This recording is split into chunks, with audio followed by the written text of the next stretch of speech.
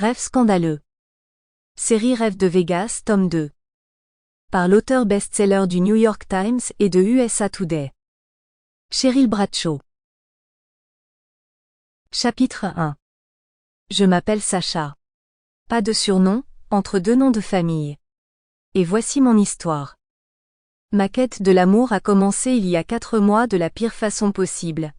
Debout dans la file d'attente au bureau du greffier du comté, tenant une pile de documents de divorce auto-imprimés dans mes petites mains tremblantes et pas vraiment séduisantes.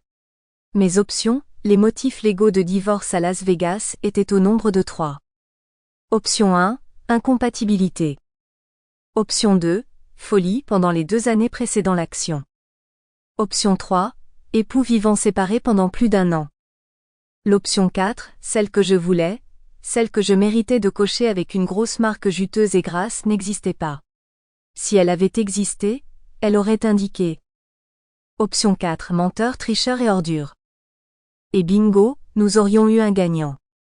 Étant donné ma situation actuelle, ma première idée avait été de choisir folie, parce que selon moi, Damon, mon futur ex, était bon pour l'asile, ayant passé une généreuse partie de notre mariage dans tous les lits conjugaux sauf le mien.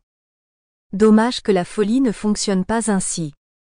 Je ne pouvais pas sélectionner l'option 3, parce que, à ce moment-là, nous n'étions séparés que depuis quelques mois.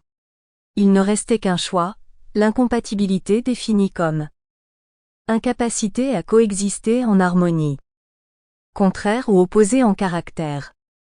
Et le summum de tous, incapacité d'appartenir à l'objet simultanément. Puisque Damon avait le talent extraordinaire d'appartenir à plusieurs objets simultanément, celle-ci ne semblait pas non plus s'appliquer. Je devais toutefois choisir quelque chose, alors j'ai sélectionné incompatibilité, et je me suis avancé à petits pas vers le comptoir, m'affirmant silencieusement que c'était nécessaire, je pouvais le faire. J'ai forcé un sourire à la femme aux cheveux gris d'une 50aine d'années, de l'autre côté du comptoir. Elle n'a pas souri en retour. Elle ne m'a même pas regardé. Au lieu de cela, elle s'est concentrée sur l'horloge métallique poussiéreuse au mur tout en pressant son pouce contre le bout de ses doigts comme si elle comptait le temps restant avant de pouvoir prendre sa pause déjeuner tant attendue. Je suppose que je ne pouvais pas lui en vouloir. Ça semblait être un job pourri comme jobs vont. Je voudrais déposer ces documents, ai-je croassé. Ma gorge était râpeuse, rendant presque impossible l'articulation des mots. Séparation ou divorce, a-t-elle grommelé.